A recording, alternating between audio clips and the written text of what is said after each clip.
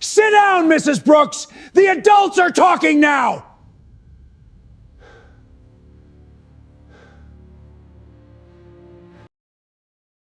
A heavy, suffocating silence filled the room.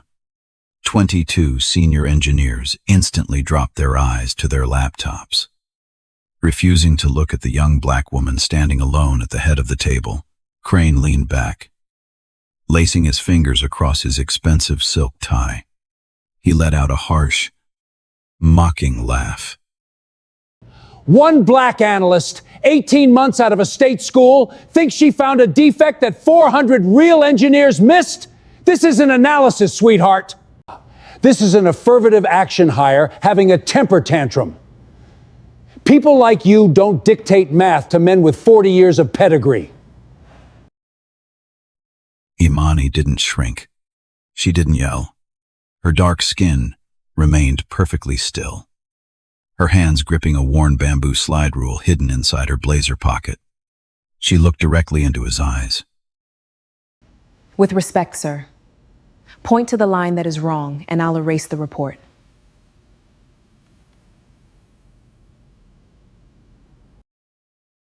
Crane sneered, marking her hazard file closed right in front of her. He had no idea.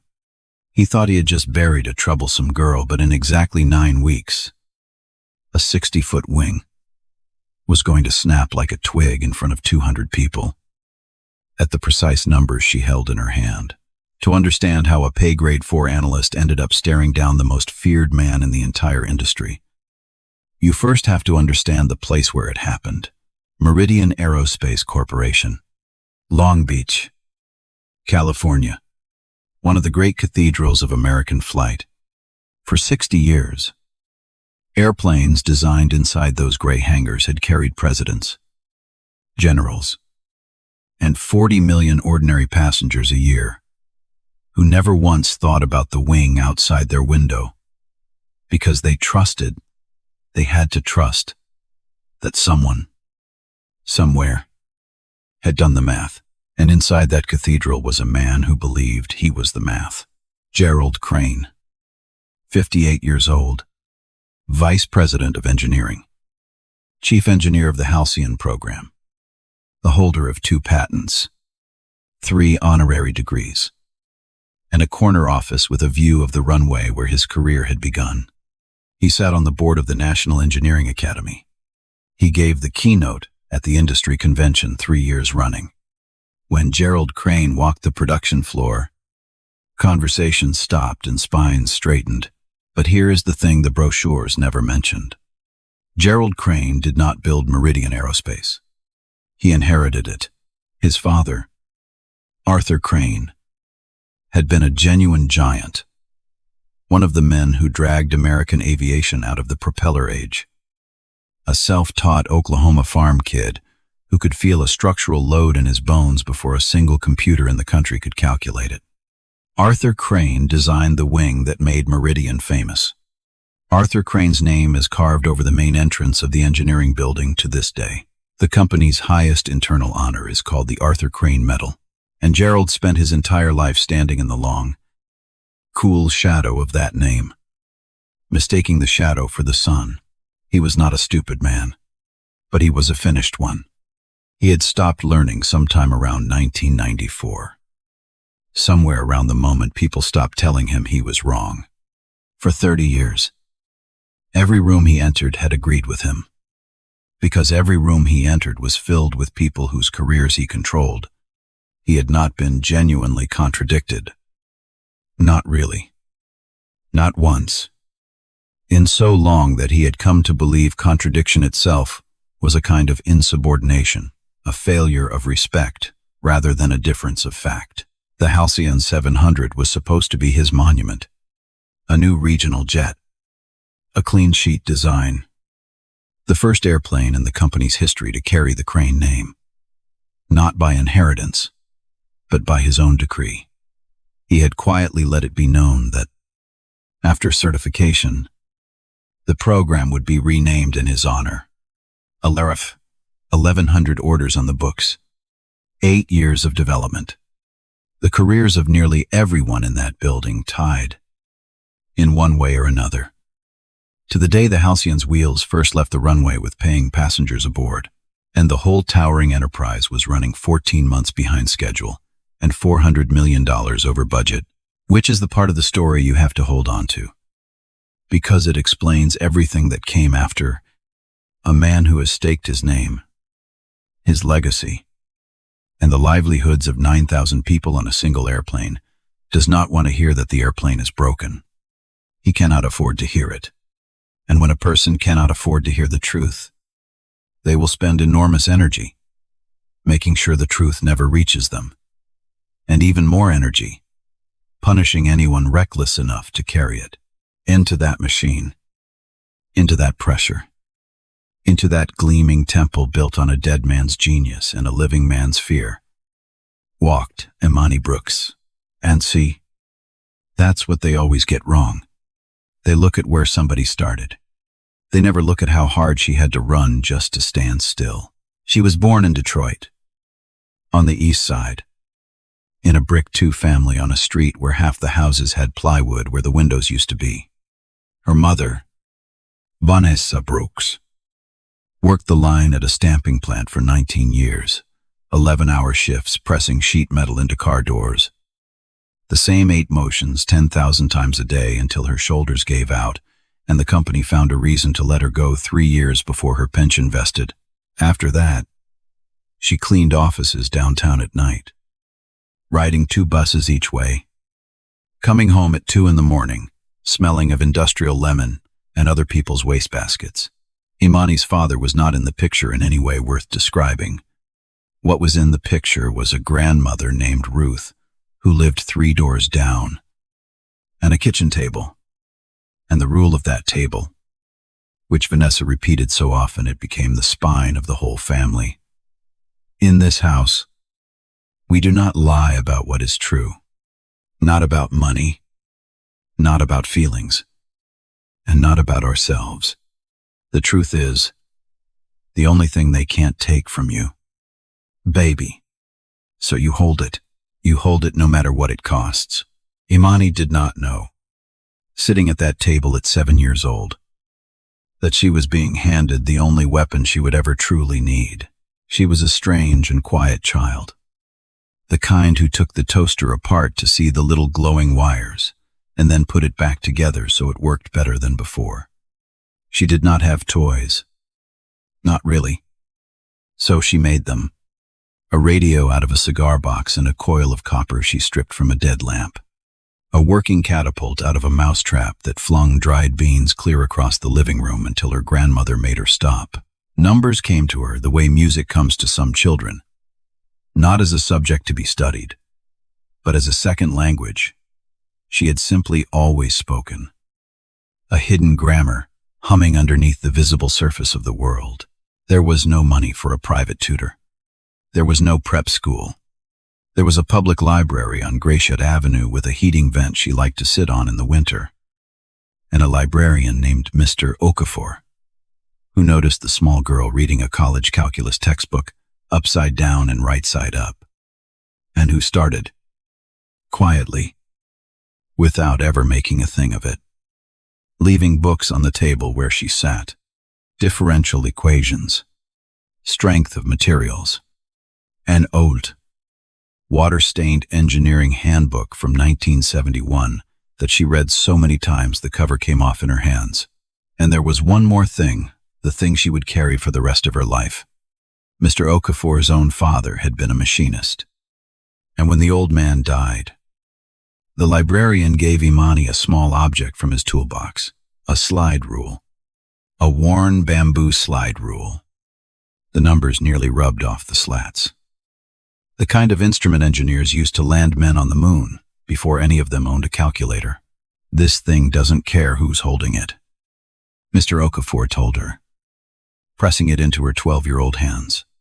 It doesn't care if you're rich or poor, where you came from, or what anybody thinks you're worth.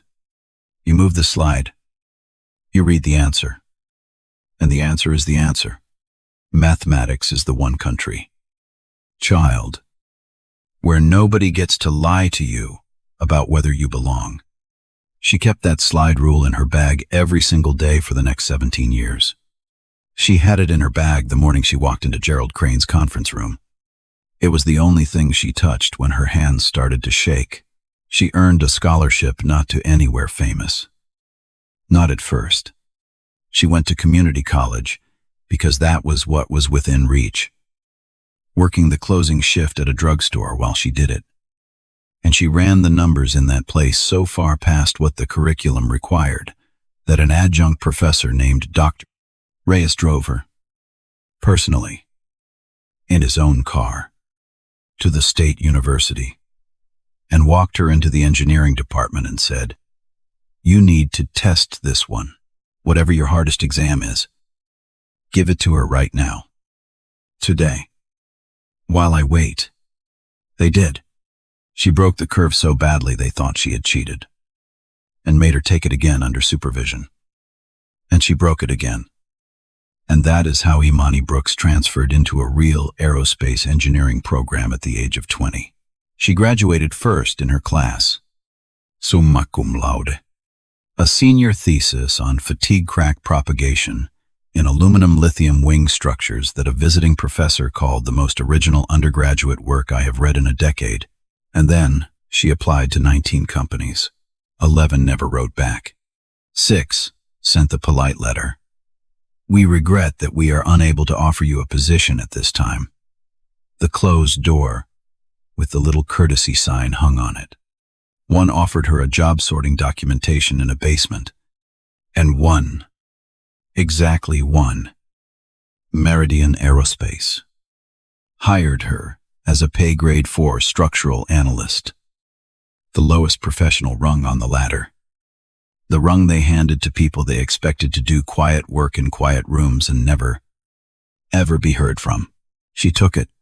She took it because it was an airplane. And she had wanted to keep airplanes in the sky since she was a girl on a heating vent, reading an upside-down book.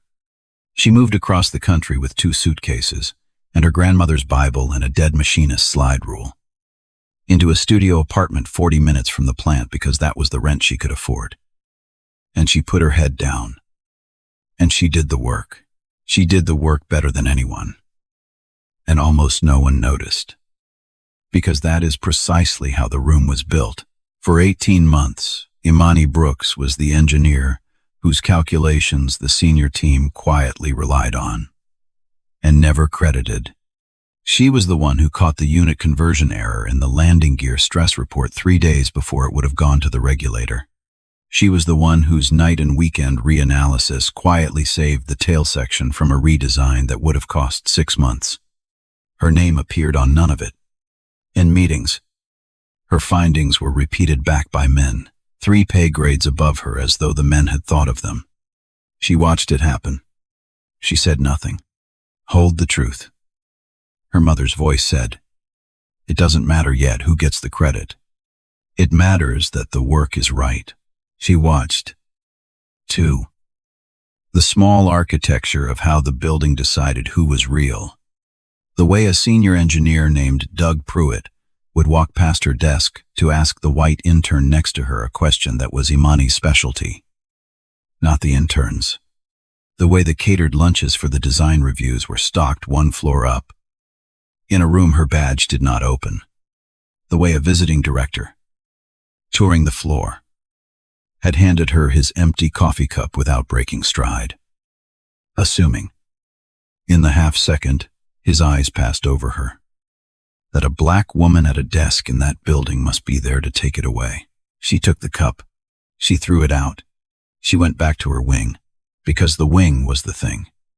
The wing of the Halcyon 700 was, in the most literal sense, Imani Brooks's job, a narrow slice of it. Anyway, she had been assigned to fatigue analysis of the wing structure, the slow, patient science of how metal, and flexed a few millimeters up and a few millimeters down 100 times an hour. 10,000 flights a year. For 25 years.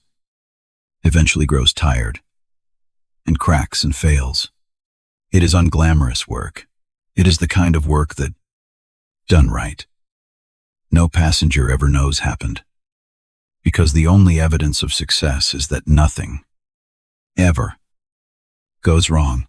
And it was while doing that unglamorous, invisible, essential work, late on a Tuesday night in March, alone at her desk, with the building empty around her, and the slide rule sitting beside her keyboard the way it always did, that Imani Brooks found the thing that was going to break the airplane. Here we go. This is the moment right here. Pay attention to how she handles it. Because it's the opposite of how they'd handle it.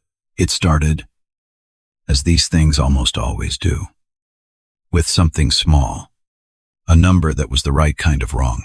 She was reviewing the load model for the wing root, the place where the wing joins the body of the airplane, the single most heavily stressed structure on the entire aircraft, the place where 100,000 pounds of lift get funneled into a connection no wider than a dinner table. The official analysis said the joint had a comfortable margin. The metal could take far more punishment than it would ever actually see in service. Certified. Signed off. Closed. But Imani had a B. A discipline her mother's table had carved into her. To have never trusting a result she had not personally rebuilt from the ground up. And as she rebuilt the wing root model, line by line, she noticed that the official analysis treated two kinds of stress, as if they happened separately: the steady bending load of ordinary flight, and the high-frequency vibration the wing experiences in turbulence and at certain speeds, a phenomenon engineers call flutter. Separately, each was fine. Each had margin. Each was, on its own, exactly as safe as the certificate claimed, but they did not happen separately. They happened at the same time, in the same piece of metal. And Imani knew she had felt it, the way she felt all true things, in her spine, before she could prove it that when you combined them, when you let the steady load and the vibrating load stack on top of each other in the same fitting at the same instant, you got a stress concentration the model had never accounted for, a place where tiny cracks would start years earlier than predicted. And once they started, in that particular fitting, under that particular combined load, they would not grow slowly and safely the way the textbooks promised. They would grow fast. They would race across the metal in a runaway cascade. She sat very still. Then she did what she always did. She did not panic. And she did not run to anyone. And she did not, God help her, post anything. She opened a new model. And she built the combined load analysis herself. From nothing. The long way. Checking every assumption.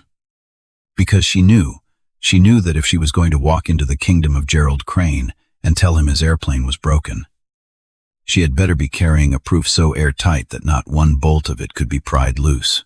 It took her 9 days. 9 days of nights.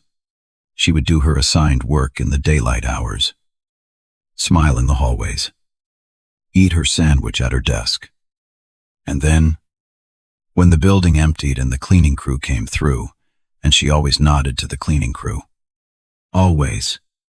Because her mother had pushed a vacuum down those same kinds of hallways at 2 a.m. She would open the real file and disappear into the wing. She ran the numbers forward and the numbers held. She ran them backward and they held.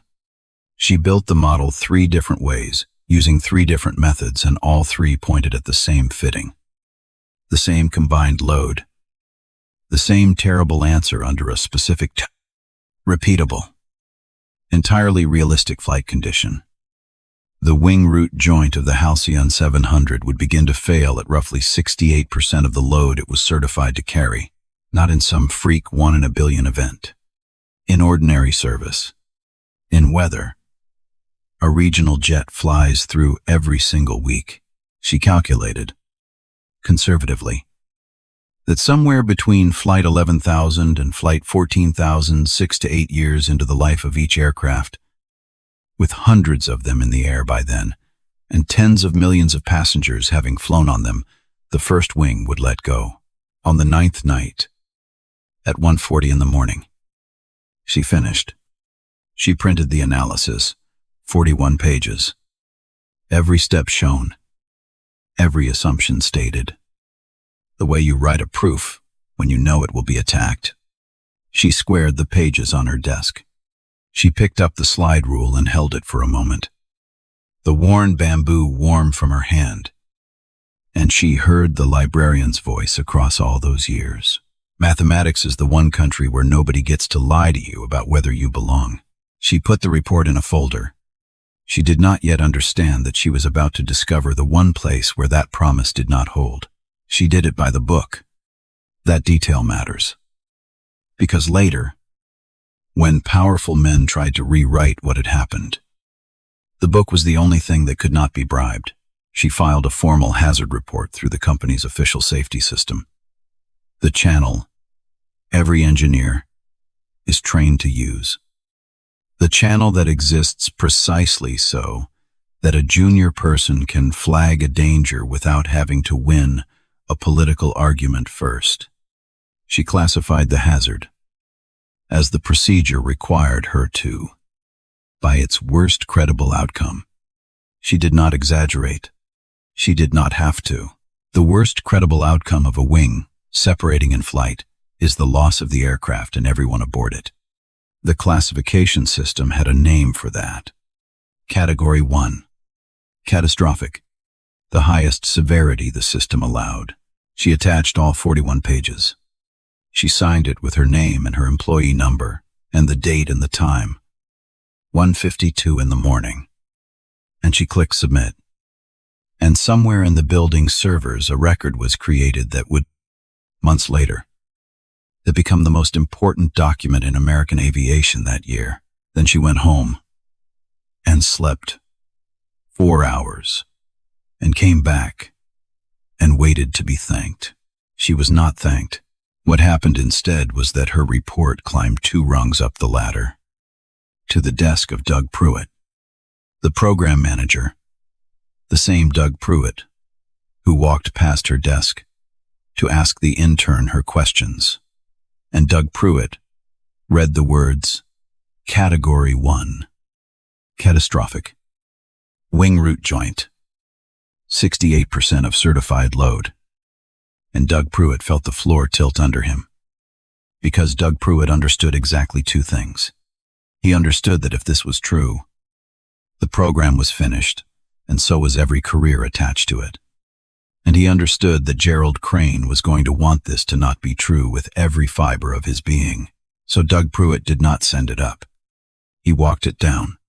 He came to Imani's desk at the end of the day, pulled up a chair, and put on the face of a reasonable man doing her a favor.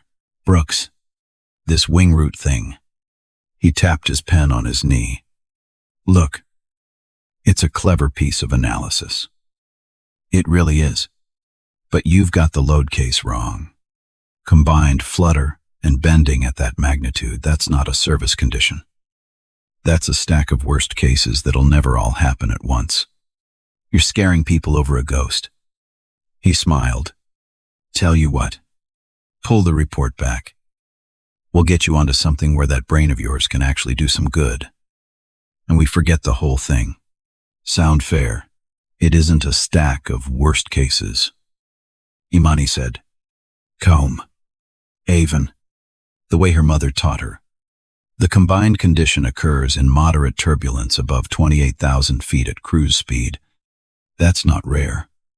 That's a Tuesday.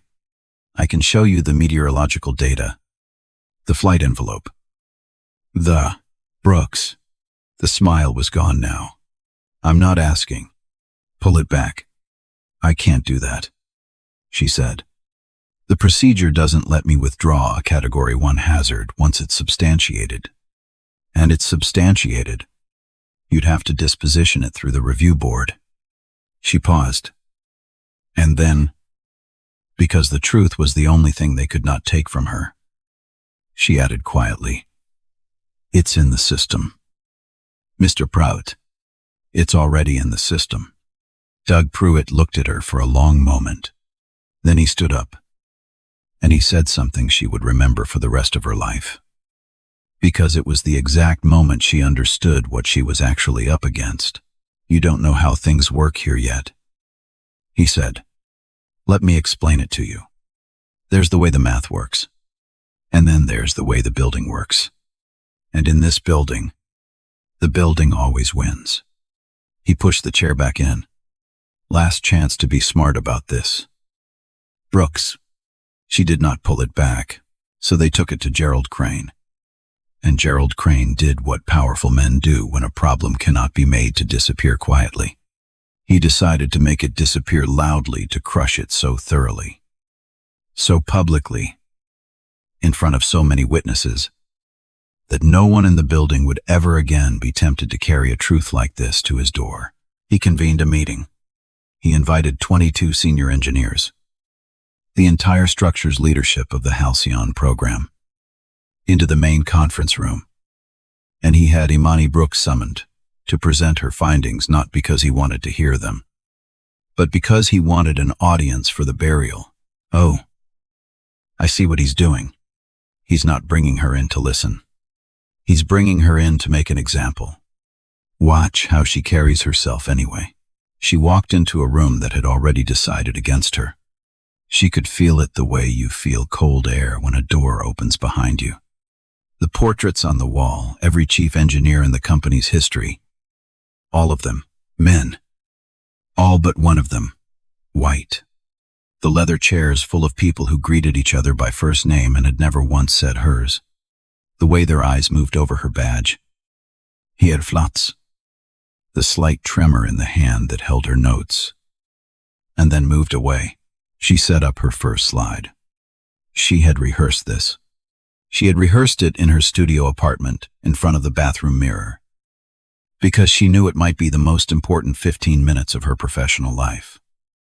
And she was determined that the work, the clean, undeniable, beautiful work would speak for itself. She got 11 words into it.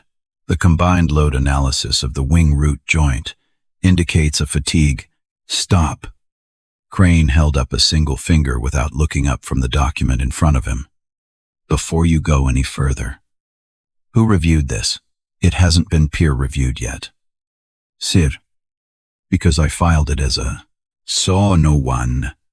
He looked up now and let the room absorb that. No one reviewed it. One analyst, 18 months out of a state school, working alone, after hours, on a wing that was certified by a team of 40, before you knew this company existed. He leaned back. "Go on. I'm sorry. Please. Continue scaring my engineers." That was when he said it. That was the line you heard at the very beginning of this story. "Sit down. Miss Brooks." The adults are talking now, and the room 22 of the most accomplished structural engineers in the country. People who knew. Some of them, deep in the place where engineers keep the things they are afraid to say out loud, that the young woman at the front of the room might be onto something real. The room said nothing. A man named Howard Quill, 61, 3 years from retirement, the most experienced fatigue specialist in the building, looked down at his own hands and saw, on the screen behind Imani, in the half-second before Crane told her to sit, a number that made his stomach drop. He had spent 40 years feeling loads in his bones, the way Arthur Crane once had, and his bones were telling him the girl was right. He opened his mouth, and then he thought about his pension, and his wife's medication, and the 36 months between himself and a comfortable retirement, and the fact that the man with the power to erase all of it was sitting 6 feet away in a very bad mood. And Howard Quill closed his mouth again, and he hated himself for it, and he said nothing, and he would carry that silence like a stone in his chest for the next 9 weeks, until the day it nearly killed 200 people. Imani did not sit down. She looked at the man who had just called her a child in front of a room full of her peers. She looked at 22 people who had decided before she spoke a single word, that she had nothing worth hearing. She looked at the portraits of all those men on the wall, and then she did the thing that changed everything. The thing that men like Gerald Crane never expect, because they have spent their whole lives surrounded by people too frightened to do it. She kept her voice perfectly level, and she said, with respect, "Sir, I'll sit down the moment you tell me which line of the analysis is wrong." She advanced to the next slide, the wing root fitting. The combined load curve climbing past the red line of failure. Not which credentials I'm missing. Not how long I've worked here. Not who reviewed it. Which line? Point to the line that's wrong. And I'll erase the whole report myself and apologize to every person in this room. The silence that followed was a different kind of silence. The first silence had been the silence of a crowd watching someone be put in their place. This was the silence of a crowd realizing the person had not stayed in it, because Gerald Crane could not point to the line. He did not know which line was wrong. He had not read the 41 pages. He had not done the combined load analysis himself in 15 years. He was not even certain, in that moment, that he still could. He had built his entire authority on never having to show his work. And a 29-year-old analyst had just asked him, in front of everyone, to show his work. So he did what such men always do when the math defeats them. He changed the subject from the math to the woman. "This," he said, slowly, turning to the room, "is exactly what happens when you let people in for the wrong reasons. Somebody upstairs decides this department needs to look a certain way. And what we end up with is an affirmative action hire who confuses a chip on her shoulder with an actual engineering finding. Miss Brooks, I have signed off on more flight-worthy wings than you have ever flown on as a passenger. People like you do not walk into my building and dictate math to men with 40 years of pedigree. This meeting is over. Doug, get her report dispositioned and closed by Friday, and reassign Miss Brooks somewhere she can be supervised." He gathered his papers. "And someone should counsel her on the difference between confidence and competence.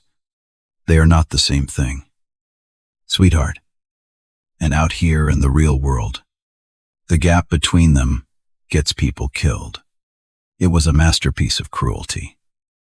And the worst part, the part Imani would turn over in her mind on the long drive home, was the last sentence. The gap between them gets people killed. He said it to wound her. He had no idea. He had just described, with perfect accuracy, the exact thing he himself was about to do. Here is what Imani Brooks did not know. As she drove home that night with her jaw set and her grandmother's voice in her head, she did not know that closing her report by Friday was not going to be a matter of writing a polite rejection. She did not know that her 41 pages had created a problem that could not be solved with words alone, because the danger she had documented was real. And Gerald Crane, somewhere beneath the bluster, knew it was real. And a real danger in an official safety record is a thing that does not go away just because a powerful man wants it to. It has to be made to go away. And so, 2 days later, in an office on the executive floor that Imani's badge could never open, a decision was made that turned an act of arrogance into an act of fraud. The Halcyon 700 could not be certified to carry passengers until the government's aviation regulator was satisfied that the aircraft was safe. Central to that process was a document called the System Safety Assessment, a formal accounting submitted directly to the regulator of every credible hazard on the aircraft and how each one had been resolved. The regulator did not redo the company's analysis. The regulator trusted the company to tell the truth. The entire edifice of modern flight safety rests on that one fragile assumption that the people building the airplane will not lie to the people certifying it. Imani's Category 1 hazard was now part of the company's internal record. It existed. It had been logged, with her name and a timestamp. It could not simply be deleted. Deletion left traces. And traces in a safety system are the kind of thing that ends people in prison. So they did not delete it. They did something quieter and, in the end, far worse. Doug Pruitt. Acting on instructions he would later swear under oath he had received verbally from Gerald Crane so that nothing would be in writing. Opened the hazard record. He could not change Imani's attached analysis that was locked. But he could change the disposition, the official conclusion about what the hazard meant and what had been done about it. And in that field, where Imani had written Category 1 catastrophic unresolved design change required, Doug Pruitt wrote a new conclusion. He wrote that the analysis had been reviewed by the structure's engineering leadership and found to be based on a non-credible combined load assumption. He wrote that the true severity, upon expert review, was Category 4 minor. He wrote that no further action is required and that the hazard was closed, resolved. He attached a 2-page memo, unsigned, written in the passive voice that powerful organizations use when they want a lie to sound like a finding. And then he marked the hazard closed. And that closed. Falsified record, not Imani's 41 pages. But the 2-page memo that buried them became the version that flowed up into the system safety assessment and, from there, toward the desk of a government regulator who would read the word minor and never know that a young woman in Long Beach had written the word catastrophic and signed her name to it at 1:52 in the morning. That is the crime. Hold on to it. Everything that follows turns on it. They did not just insult Imani Brooks. They took her warning, and they forged a new ending onto it. And they submitted that forgery to the United States government as the truth. That right there, that's the part that should make you sit up. It stopped being about her feelings the second they put it in a federal document. Now it's about everybody who's ever going to buckle a seatbelt on that plane. Imani found out by accident, which is how she found out almost everything. Because no one in that building ever told her anything directly. 2 weeks after the meeting, reassigned now to a dull corner of the landing gear group. She needed an old reference from the hazard system for an unrelated task. And out of habit, she searched her own name to find her own past reports. And there it was. Her wing root hazard. Marked closed. Resolved. Category 4 minor. She read it 3 times. Her analysis was still attached. All 41 pages. Untouched. That was the part that, for one confused second, made her think it might be a mistake. Her Category 1 catastrophic was still right there in her own original entry. But layered on top of it now was a second conclusion. A stranger's conclusion. Declaring her work non-credible, and the danger minor, and the matter closed. She understood, slowly, what she was looking at. And then she understood something colder. She pulled the changelog every safety system keeps a changelog, a record of who altered what and when, because the entire point of such a system is that it remembers. The log told her the disposition had been changed at 4:17 in the afternoon on a Thursday. It told her the user ID that made the change, Doug Pruitt's. And then she did the thing that turned her from a person who had been wronged into a person who was going to win. She did not confront him. She did not send an angry email. She did not march to anyone's office. She sat in her car in the parking structure for 45 minutes. And she let herself feel all of it, the fury, the fear, the loneliness of being the only person in a building of 9,000 who seemed to care whether 200 strangers lived or died. And then she wiped her face. And she went home. And she started building a record of her own. She photographed her original report. She saved the change log. She saved the altered disposition and the unsigned memo. With their metadata intact, she kept everything offline, on a drive in a fireproof box in her closet. the way her grandmother had once kept the deed to the house. She wrote down, by hand, in a notebook, the date and substance of every conversation.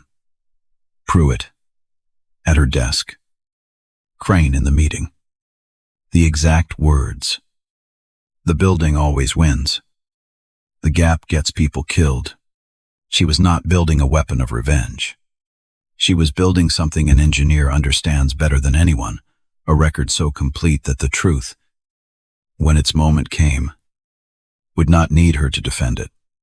The truth would defend itself. Hold the truth, her mother said. Across all those years and all those miles, no matter what it costs. It was going to cost her almost everything before it was through at www. Because Gerald Crane was not finished with her either. A man who has buried a problem does not like to be reminded that the person who dug it up is still walking the halls. Over the following weeks, the building did to Imani Brooks what large organizations do to people they want. Gone but cannot quite fire it. Began, quietly, to erase her. Her access to the wing structures files was revoked. You're in landing gear now. You don't need it. Her name was removed from a technical paper she had largely written. Her performance review, which had been glowing for 18 months, suddenly grew a paragraph about difficulty accepting feedback and a pattern of overstepping her role. Pruitt scheduled a meeting with Human Resources, and a representative named Miss Albright, with a soft voice and hard eyes, explained to Imani that there had been concerns about her conduct and that she was being placed on a performance improvement plan, which everyone in that room understood to be the antechamber of being fired.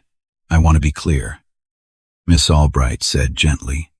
This is your opportunity to demonstrate that you can be a team player, to rebuild trust, to move forward constructively. Imani looked at her across the table. She thought about the 200 people who would be aboard the first Halcyon to lose a wing somewhere over the Rockies in 6 years' time. People who right now were just living their lives, dropping kids at school, going to work, with no idea that their deaths were being scheduled in a building they would never enter by men. They would never meet. I can be a team player, Imani said quietly, but I won't pretend the wing is safe. Those are two different things, and you're asking me to confuse them on purpose. She slid a copy of her own report across the table she had brought it. She always brought it now. When that wing fails, and it will, somebody is going to ask why no one stopped it, and the answer is going to be that someone tried, and you put her on a performance plan for it. I'd think about which side of that sentence you want your name on. She did not raise her voice once. She gathered her things and she walked out. And Miss Albright sat looking at the 41 pages on the table and did not, for a long time, move to touch them. What none of them understood, what people who run on power, instead of principle, never understand, was that they had not isolated Imani Brooks. They had only revealed her. And quiet people, all across that building, were watching the young intern she sat beside. A kid named Marcus, 22, who had been handed Imani's questions to answer and had felt the wrongness of it every time. Started, without a word, leaving things on her desk. A printout of a vibration test from the wing program. A meeting note he wasn't supposed to have. A technician on the floor named Rosa, who had watched a director hand this woman his coffee cup. They started saying good morning to her, loudly, by name, every single day, in front of everyone, and up on the fatigue team. Howard Quill, 61 years old, 3 years from his pension. The man who had stayed silent in the meeting and hated himself for it. Howard Quill started doing math at night that no one had asked him to do. He was checking her numbers, quietly, alone, the way she had checked everyone else's for 18 months. He kept arriving at the same answer she had. And every time he did, the stone in his chest grew heavier. The first Halcyon 700 had already been built. It sat in a hangar at the edge of the field, gleaming white. 1,100 of its siblings on order. The careers of 9,000 people resting on its wings. And in 5 weeks, those wings were scheduled to undergo the single most important test in the entire certification of any airplane. The test that exists for exactly one reason: to find out, before passengers ever board, whether the people who did the math told the truth. The full-scale static structural test, the day Gerald Crane was certain, would crown his legacy. The day Imani Brooks knew would either prove her right in front of the world, or, if she let it go ahead, unchallenged and unwatched, become one more buried number on the long road to a wing coming apart over the mountains with 200 souls aboard. She had 5 weeks, and she was running out of building to fight from Semin. She thought about going to the press. She thought about it for one long, sleepless night, and then she set it aside, because going to the press would make it a story about a disgruntled employee. And a story about a disgruntled employee is a story Gerald Crane knew how to win. He would call her bitter. He would point at her performance plan, the one they had manufactured for exactly this purpose, and the headline would become "Passed Over Engineer Lashes Out." And the wing would still be there, still uninspected, still waiting. No, the math had taught her something. The building never. Would you do not attack a structure at its strongest point? You find the load path that the truth can travel without being stopped. And there was one. There was exactly one channel in the entire system that Gerald Crane did not control. One authority that did not answer to him. One set of people whose whole reason for existing was to refuse to take a company's word for it. The regulator, the government's aviation safety office, the men and women who would put their own signatures on the certificate that let the Halcyon carry passengers, and who, if they ever learned that the safety record they were being shown had been forged, would not care in the slightest how many honorary degrees Gerald Crane held. There was a specific person. Every certification program is assigned a lead engineer from the regulator's side, an independent overseer with the legal authority to stop the entire process cold. For the Halcyon, that overseer was a woman named Eleanor Shaw, 55, 28 years in the office, a structures specialist herself, with a reputation up and down the industry as utterly, gloriously unbribable. Engineers feared her the way they fear gravity. She had grounded an entire fleet once, over the furious objection of a company twice Meridian's size, because of a fitting she did not like the look of. She had been right. She was usually right. And critically, this was the whole point. She did not work for Gerald Crane. And Gerald Crane could not touch her. But Imani could not simply call Eleanor Shaw and say, "Trust me." A junior analyst on a performance plan, going around her own company's leadership to whisper to the regulator that the airplane was unsafe. That was not a phone call. That was the end of her career, and quite possibly a lawsuit. If she got it wrong by so much as a decimal, to reach Eleanor Shaw, she would need to be carrying something undeniable. Not an opinion, not a warning. Proof, the kind of proof that turns a regulator from a skeptic into an ally in the space of a single conversation. She had the analysis. She had the forged changelog. But there was one thing she did not have. And it was the one thing that would make Eleanor Shaw move. She did not yet have independent confirmation. One brilliant analyst, Alone, could be dismissed. Crane had built his whole defense on that word. Alone. She needed a second mind. A credible one. A senior one. To look at her work and say she is right. She needed Howard Quill. And Howard Quill, it turned out, had been waiting for her to ask. She found him in the fatigue lab at 7 in the evening. When the building was nearly empty, he was already at his screen. He did not look surprised to see her. He looked, if anything, relieved, like a man who has been carrying something heavy for a long time and has just been told he can finally put it down. "I checked your wing," he said. Before she could speak, "I've been checking it for 3 weeks. Nights." He turned the monitor toward her.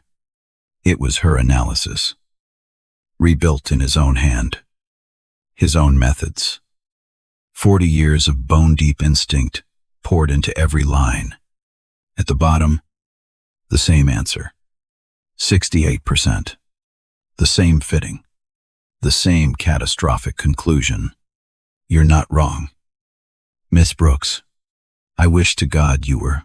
I've been doing this since before you were born, and I have never wanted a number to be wrong, as badly as I want this one to be.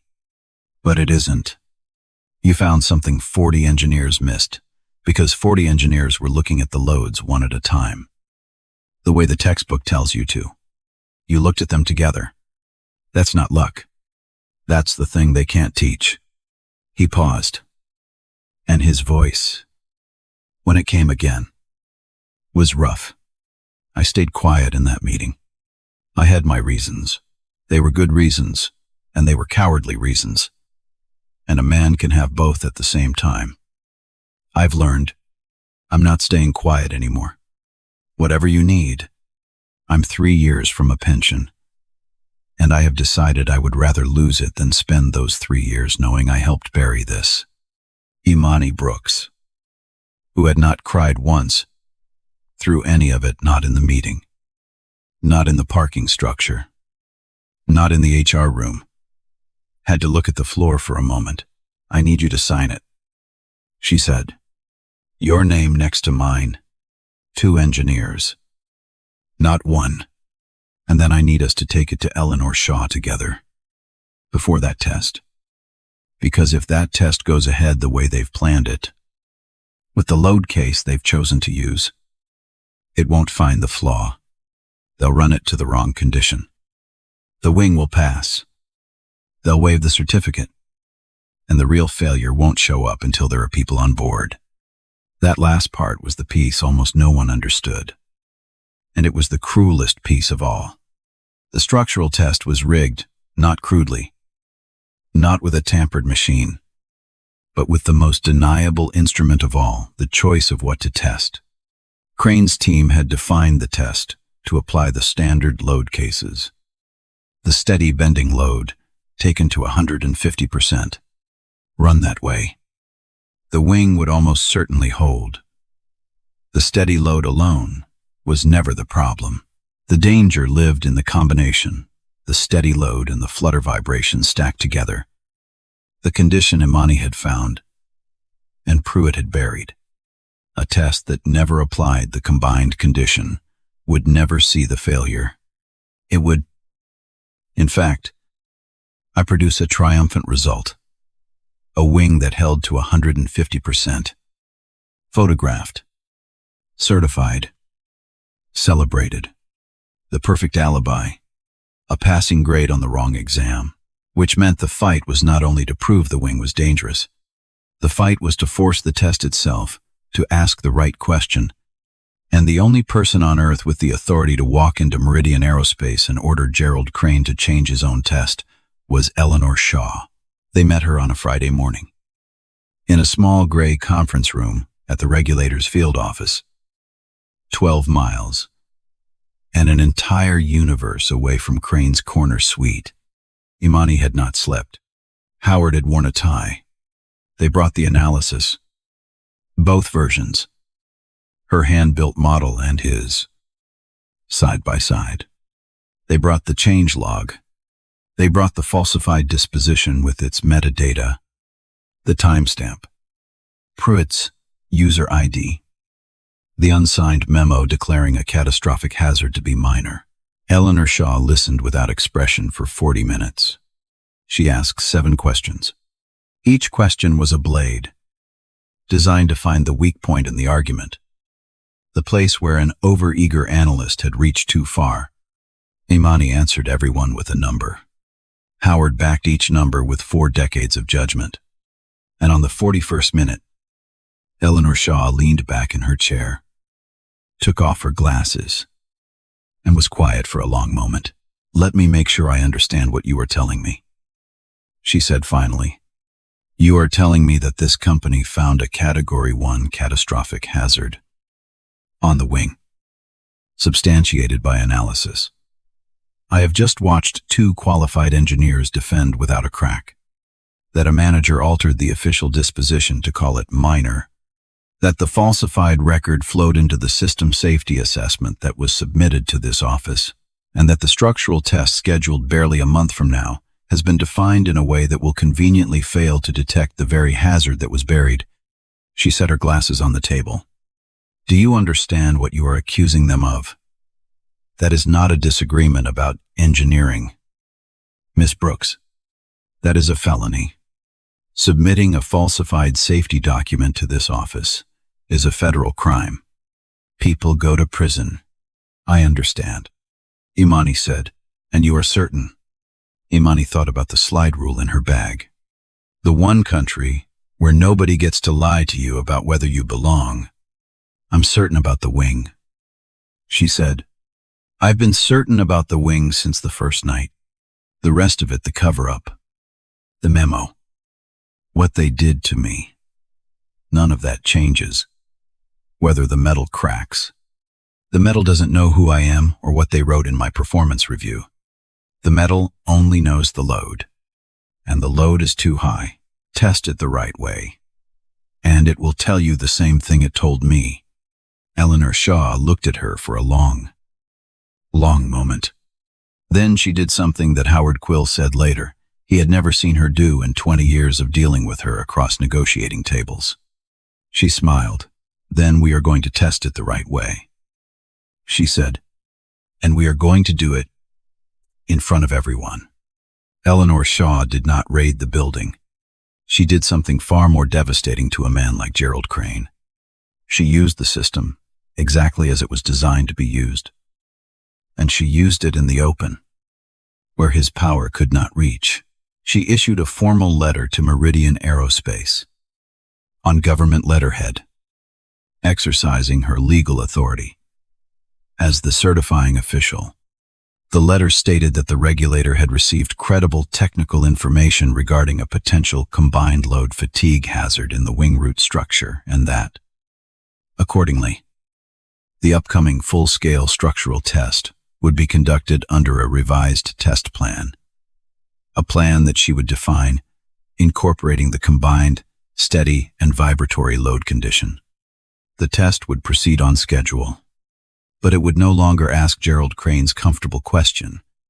It would ask Imani Brooks's dangerous one. And because the regulator's office had its own observers, and because a major aircraft's ultimate load test is an industry event, the gallery that day would be full.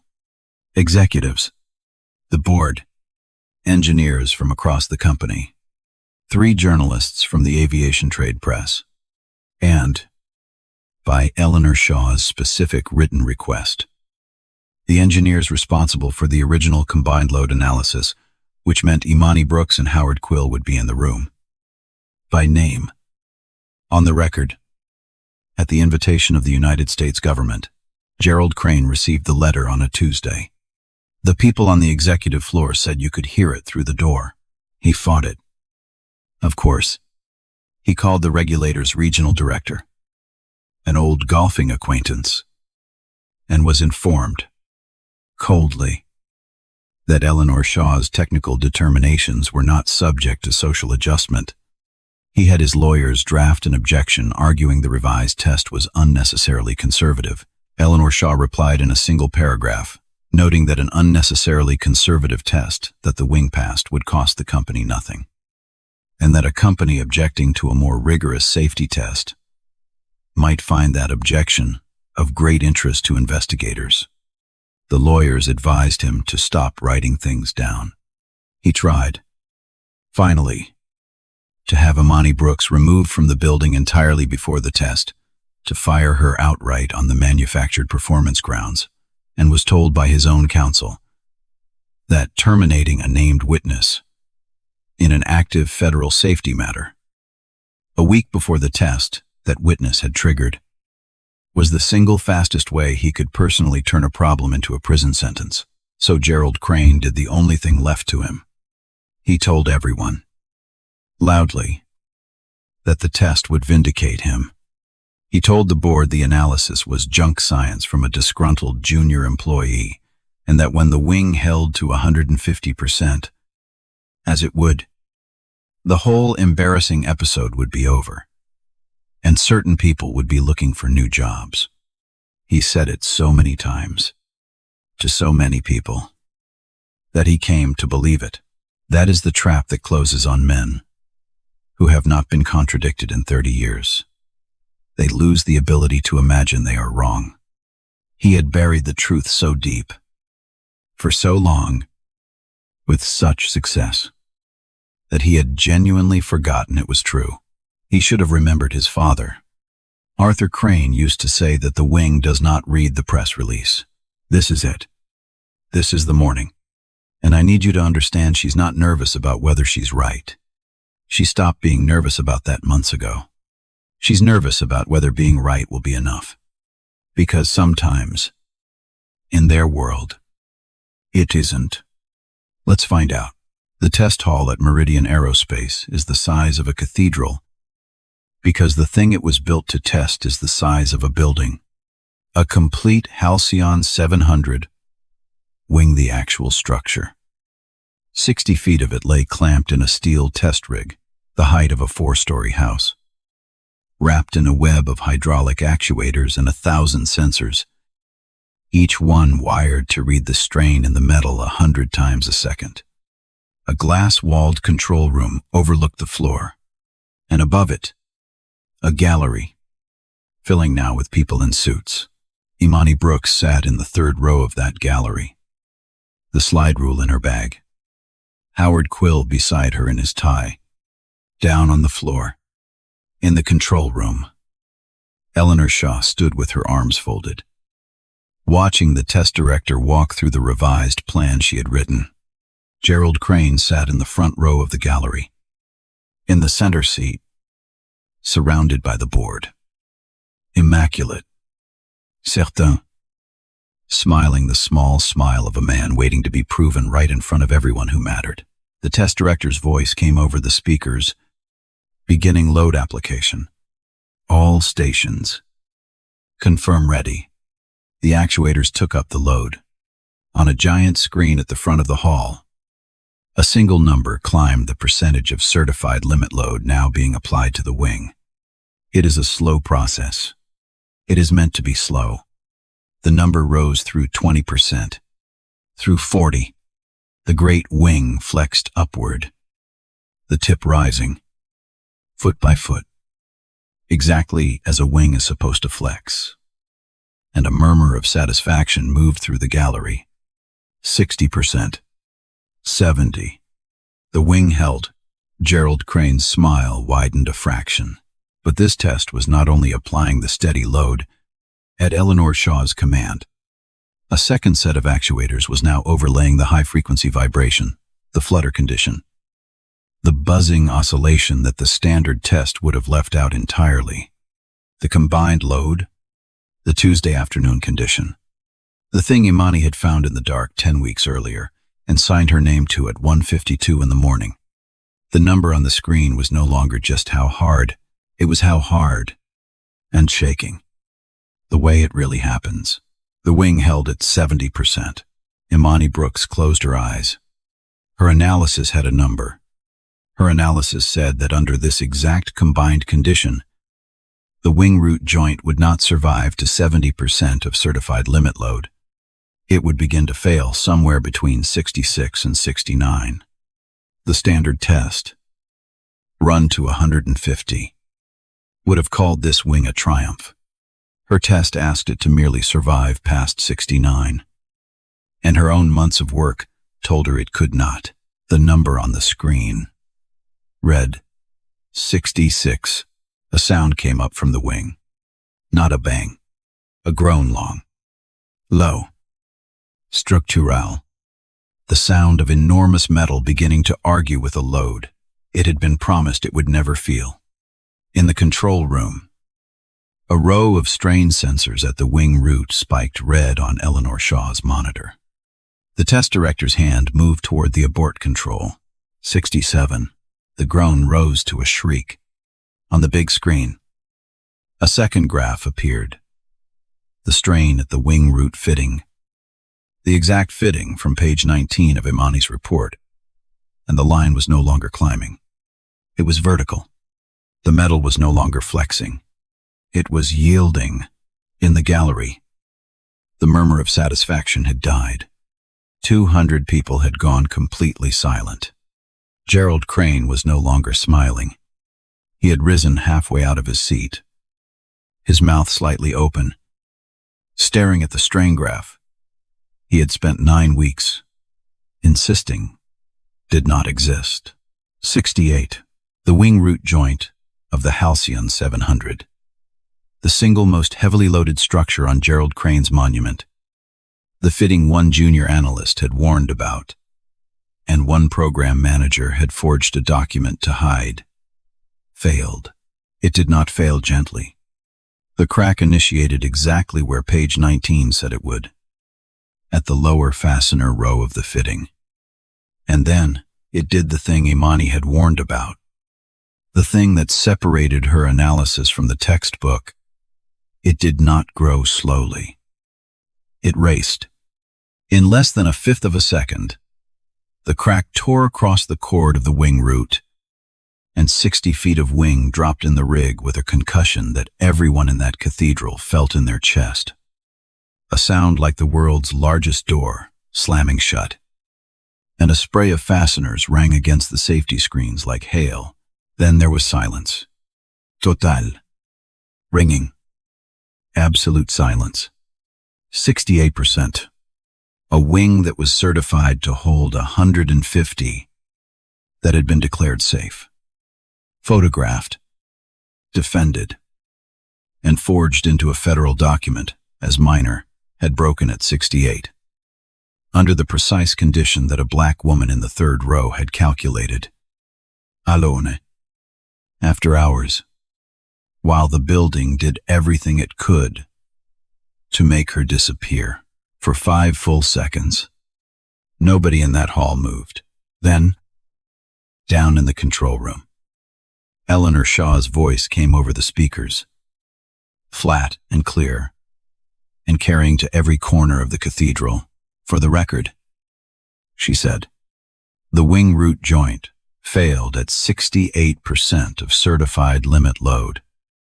Under the combined load condition, at the fastener row identified in the original hazard analysis filed by Imani Brooks.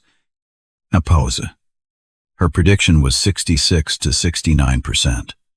The result is 68. Another pause. And now there was something underneath the flatness. Something that in a less disciplined woman might have been anger. This aircraft would have been certified next month. There would have been passengers aboard within a year. I want every person in this room to understand what they just watched. You did not watch a test fail. You watched a warning come true. And then it began not with applause, because no one applauds at a thing like that. It began with sound rippling backward through the gallery as 200 people turned all at once, in the same direction. They turned to look at the third row. They turned to look at the young woman they had walked past for 18 months. Whose questions they had handed to interns, whose coffee cup they had assumed she was there to carry away. They turned to look at Imani Brooks. She did not stand. She did not raise a fist. She did not cry.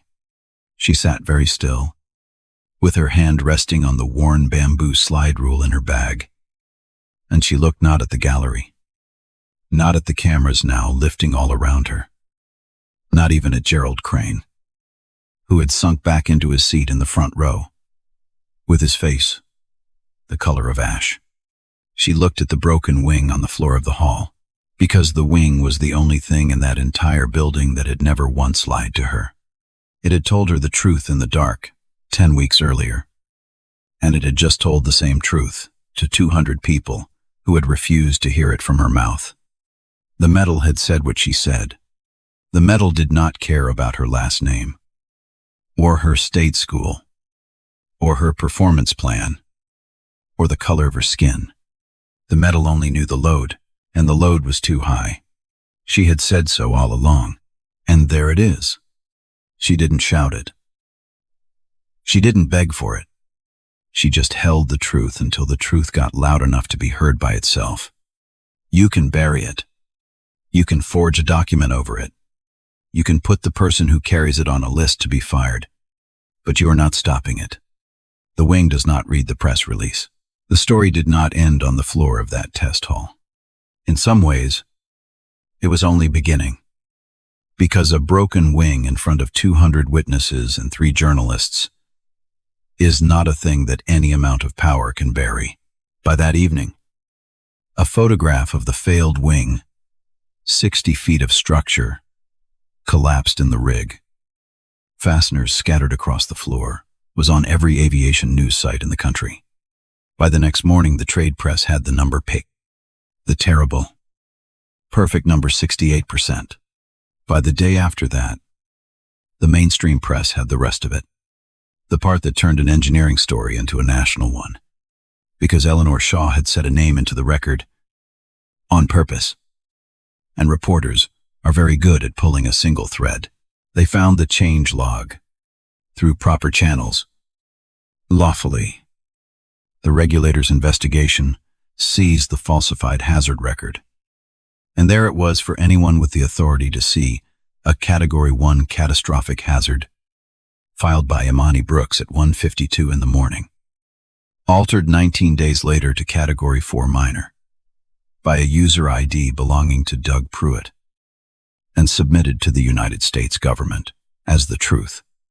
There was a name for that, and Eleanor Shaw had said it in the gray conference room months before. It is a felony, the collapse. When it came, for Gerald Crane, was as total and as swift as the crack that had raced across the wing. The board suspended him within 72 hours, pending an independent review. The independent review took 4 months and was not kind. It found that the chief engineer had been verbally warned of a substantiated catastrophic hazard, had publicly humiliated the engineer who raised it, had presided over an organization in which that hazard was falsified in an official record, and had defined a certification test in a manner that would have failed to detect the very danger that was hidden. The review stopped just short of saying he had personally ordered the forgery. Crane had been careful never to write anything down, but it did not need to. The pattern was the verdict. Doug Pruitt, whose user ID was on the change, did not have the protection of plausible deniability. He was placed on leave, then terminated, then indicted, facing the prospect of prison for falsifying a federal safety record. He did what such men do. When the shield of a powerful patron is suddenly gone, he told the regulator's investigators everything, including the substance of the verbal instructions he swore he had received. And from whom? The criminal matter, at the time this story was told, was still working its way through the courts. But Gerald Crane had retained 3 separate lawyers, and men do not retain 3 lawyers over a misunderstanding. He was not, in the end, marched out in handcuffs in front of the cameras. Great institutions rarely do that to their own. It reflects badly on them. What they do instead is make a man disappear. His name was quietly removed from the Halcyon program. His corner office was reassigned. The plan to rename the aircraft in his honor evaporated, never to be mentioned again. The annual keynote went to someone else. And in the most pointed gesture of all, the board, under pressure from a regulator who had made her displeasure known, voted to rename the company's highest engineering honor. The Arthur Crane Medal kept the first name and lost the last. It is now the Arthur Medal for Engineering Integrity, and the first one was awarded by unanimous vote to a structures analyst named Imani Brooks. Gerald Crane spent his life mistaking his father's shadow for the sun. In the end, the father's first name survived him, and the son's last name was the thing they took down off the wall. 61 years he built a name on a name, gone in 68%. And the medal that used to be his family's, they handed it to the woman he called a child. You can't write it better than that. The world wrote it. But here's the part the black stories that came before this one usually leave out. The part that matters more than any single man's ruin. Because if all that happened was that one arrogant engineer fell and one brilliant woman was vindicated, then nothing would have actually changed. The next Gerald Crane would simply be more careful. The next forged document would simply be better hidden. Punishing the man does not fix the building. Imani Brooks understood that. She had always understood it. And when the company, desperate now to be seen doing the right thing, came to her with offers of promotion, a corner office of her own, a number on a paycheck that would have made her mother sit down, she said yes to exactly one thing. And it was not the office, she said. Give me the authority to make sure this can never happen here again. So they did. The Halcyon 700 was grounded, its wing redesigned to Imani's specification. The combined load condition finally accounted for. The fitting strengthened. The math done right. It would fly someday. Years later. Genuinely safe. And the people aboard it would never know how close they had come. Which is exactly how it should be. The only evidence of a danger averted is that nothing ever goes wrong. And alongside the redesign, the company built something new, something that had never existed there before. And Imani Brooks built it. They called it the Stop Work Authority. The principle was radical in its simplicity. And it was the principle of a kitchen table in Detroit translated into the language of an aerospace corporation. In this house, we do not lie about what is true. Under the new system, any employee, any engineer, any technician on the floor, any analyst 18 months out of a state school who identified a credible safety hazard could halt the relevant work. And that halt could not be overruled by their management chain. It went instead to an independent safety board that did not report to the program, could not be punished by the program, and answered, ultimately, to the regulator. No one could bury a Category 1 hazard ever again, because no one in the management chain had the power to close it. The truth had been given its own load path, one that ran around the building instead of through it. There was a black technician on the floor, Rosa, the one who had said good morning to Imani by name, loudly, every day, when no one else would, who used the Stop Work Authority in its very first month to halt a tooling operation she had flagged 3 times before to managers who waved her off. She was right. It would have damaged a tail section. Under the old building, she would have been ignored, and then blamed. Under the new one, she stopped the line, and the line stayed stopped until it was fixed, and no one could touch her for it. When Imani heard about it, she went down to the floor and shook Rosa's hand, and Rosa held on a second longer than a handshake usually lasts. And neither of them said anything, because some things do not need to be said between 2 women who both know what it costs to be right in a place that was not built for you. That, right there, that's the whole thing. It was never just about her. She didn't climb up and pull the ladder behind her. She tore the wall down so everybody behind her could walk through it standing up. A long time after the cameras, after the indictment, after the medal, Imani Brooks went down to the test hall one evening when the building was nearly empty. The redesigned wing was in the rig now. The strong one. The honest one. She was not there for it. She was there because a young intern had asked to meet her, a kid, 19, a co-op student from a community college on the east side of a city, much like the one Imani had come from. A young woman who had read about the wing and the number, and the woman who would not sit down, and who had written Imani a letter that said, "Simply, I didn't know someone like me could do this job. Now I know." They stood together in the great, quiet hall, the strong wing above them. "Can I ask you something?" the girl said. "How did you not quit when they were doing all of that to you? The meeting, the HR, all of it. How did you keep going when nobody believed you?" Imani was quiet for a moment. Then she reached into her bag and took out the slide rule. The worn bamboo, the numbers nearly rubbed away. She had carried it every single day for 17 years. Through the library and the community college and the state school and the closed doors and the open contempt and the broken wing, she placed it in the girl's hands. Exactly as a librarian had once placed it in hers.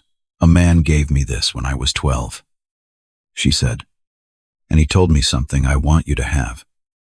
Because it's the only thing that ever got me through a room like the one you're about to walk into your whole life." She closed the girl's fingers around it. He said, "This thing doesn't care who's holding it. It doesn't care where you came from or what anybody thinks you're worth. You move the slide. Do you read the answer?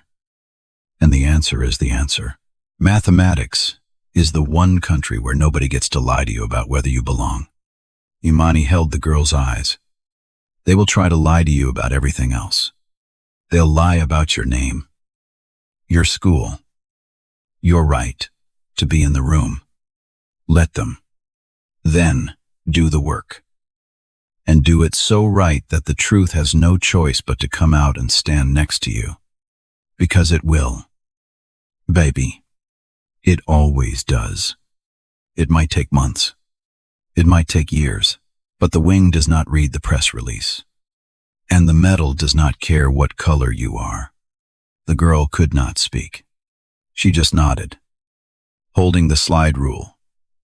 The way you hold something that has just become the most important thing you own. And Imani Brooks walked out of the cathedral she had been built to disappear inside of, the cathedral whose highest honor now sat on her shelf. The building she had not fled but had reached back into and changed and behind her.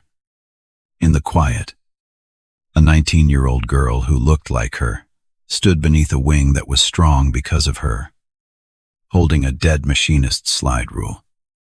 Learning the thing that no amount of pedigree or prestige or inherited authority can ever take away.